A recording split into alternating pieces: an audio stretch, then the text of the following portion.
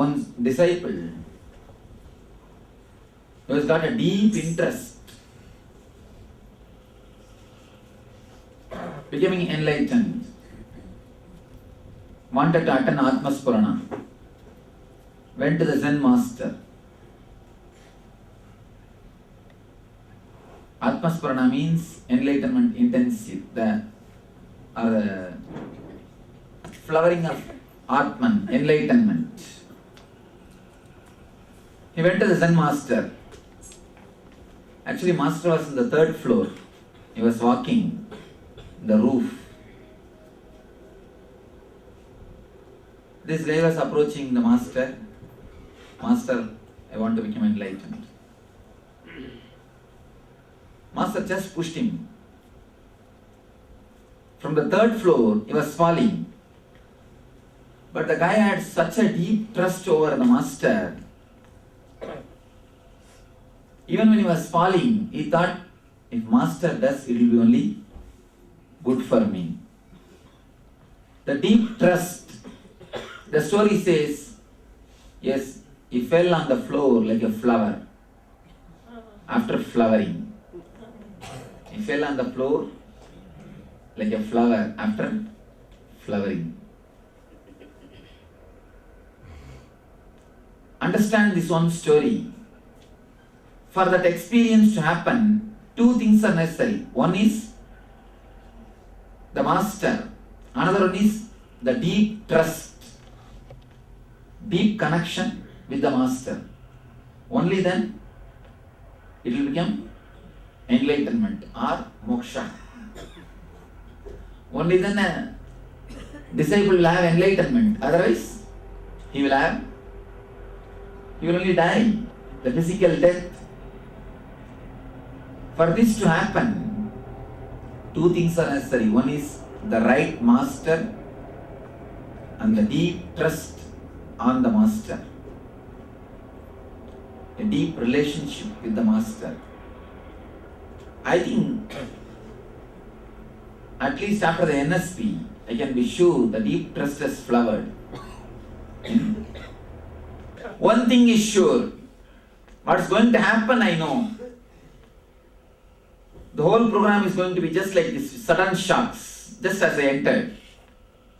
As I entered, just like that you will have only sudden shocks. Anybody expected me? No, sir. No. Any information? No. Just like that only, the whole program is going to be. Don't miss. The moment you miss it. For next 4 days, continuously be aware. Continuously be aware and be in tune with the master. Continuously be aware and be in tune with master. Continuously be in tune. Be in tune. When you are in his presence, be totally in tune. When you are in his absence, again, just be waiting. Just have the intense waiting. Intense waiting is one of the wonderful technique. Whomsoever was waiting for me before I came, whomsoever was waiting, you will see, you will have this program. You will have it. The people who are intensely waiting, the very word Upanishad means sitting with master, nothing else. Just sitting with master. Of course, sitting for the master is also Upanishad. Intense waiting is a wonderful technique. So this very waiting can do a lot in you. So when you are in my presence, be totally tuned to it. When you are in my absence, be totally tuned to that also. Let my presence and absence penetrate you. Then you will see naturally whatever is supposed to happen will happen. When I say tune to my presence, I say through all 5 senses fall in tune by seeing, by hearing, by smelling. You will be able to smell me. When I say you will be able to smell me, literally I say you will be able to smell me. The Master's presence is very deep, penetrating. Only because of our insensitivity, we again and again and again miss it. The very air will give a different vibration, will give a different warmth when he is around us. The very air can be totally different. The temperature will change when he is around. So through all the five senses, just fall in tune with him. That is what I call falling in tune with my presence. Falling in tune with my absence is intense yearning.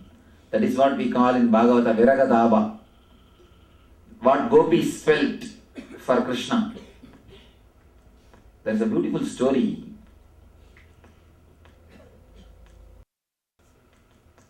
In Bhagavata there is a beautiful story. Krishna was playing his flute in Nithyananda.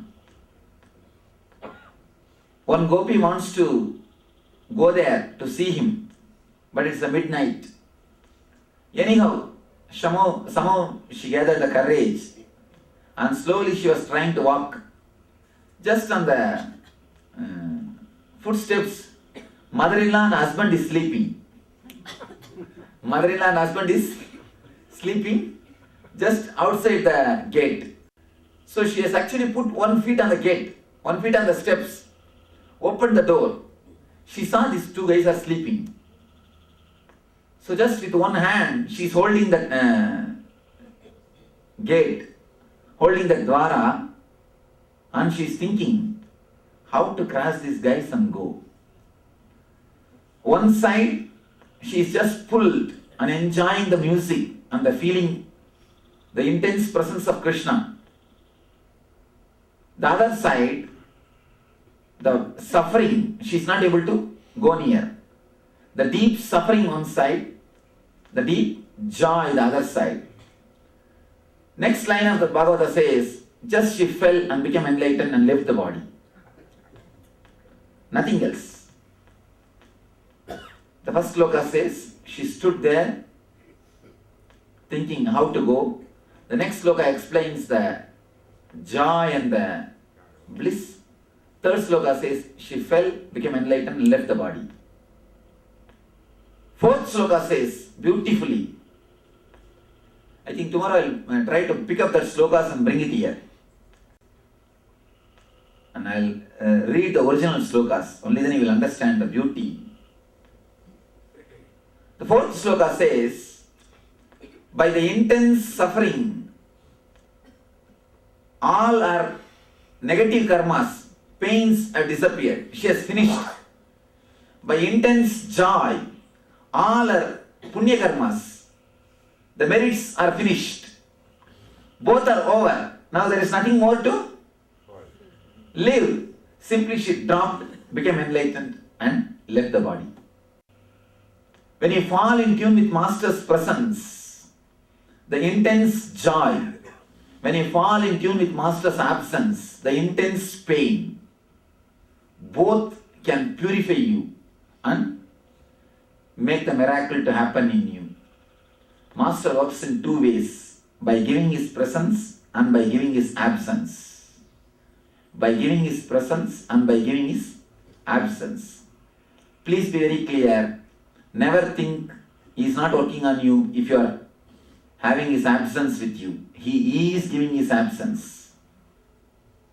He is giving his absence.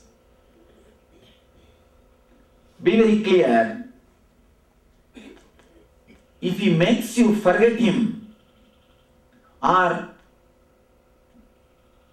if you forget him, only then you are really missed. Then you are unfortunate. If you are continuously remembering, but you are not able to be around him, or he is just keeping you aside, he is not giving you due importance which you want, or he is not giving you his presence the way in which you want, never think he is not working you or he has left you. If you have forgotten him or if your trust is shaken, then you can be sure you are unfortunate. He has left you. Otherwise, you can be sure he is working through his absence. So these 3 days,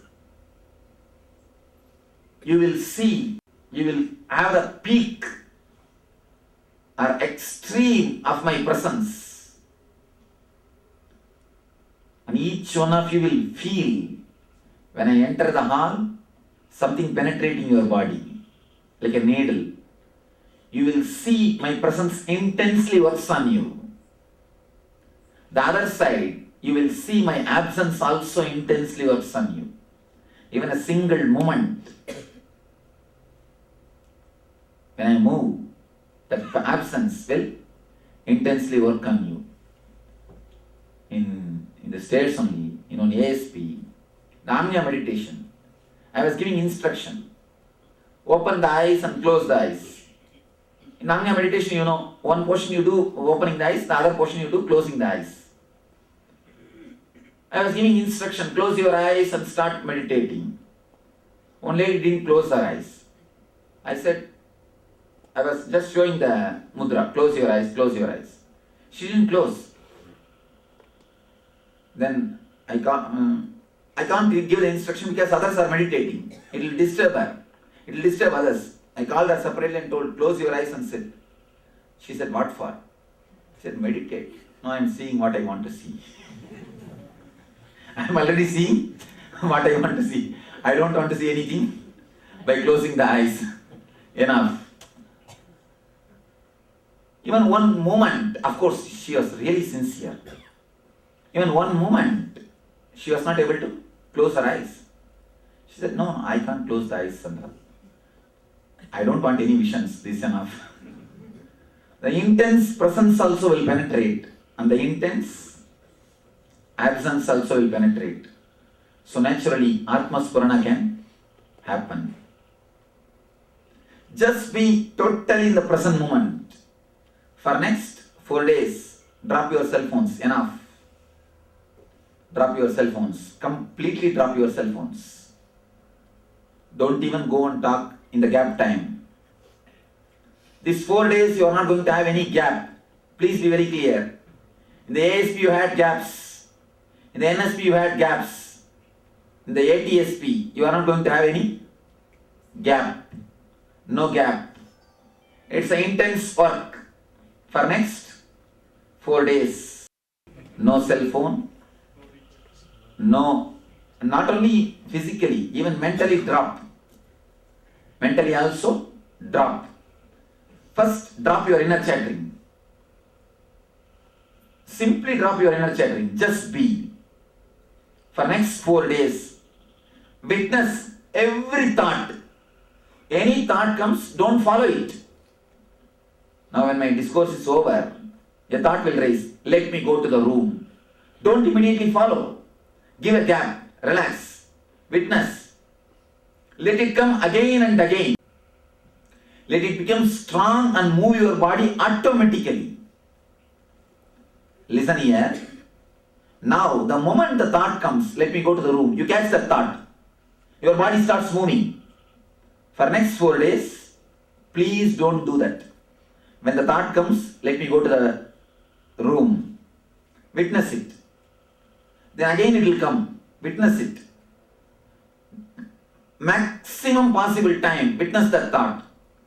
After some time, after some 10-12 time, the thought will become so intense, it will just take your body, lift your body. When the thought directly lifts your body, without you being inside, something happens to you. That is what I call grace. That is what I call grace. When you are there in between your thought and the body, you look so ugly. When you are missing between you and your thought, everything, whatever you do has got grace. Even your scolding, your anger will have compassion in it. Even your lust will have a pure love in it. Everything.